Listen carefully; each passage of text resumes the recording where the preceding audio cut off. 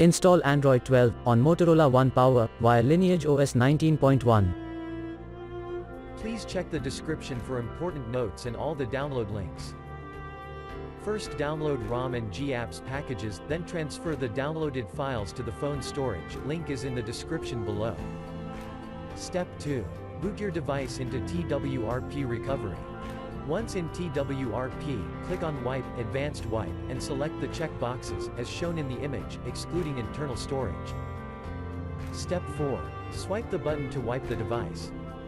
Step 5. Go back to the recovery main screen, and tap on the Install button. Step 6. Navigate to the storage, and select the ROM zip file. Step 7. Finally, swipe the button on the screen, to install ROM file. Step 8. Flash the GApps zip package, in the same manner. Step 9. After GApps flashing completes, select Wipe Cache and Dalvik from bottom left side of screen, and swipe to wipe. Step 10. When the flashing process is complete, hit Reboot System.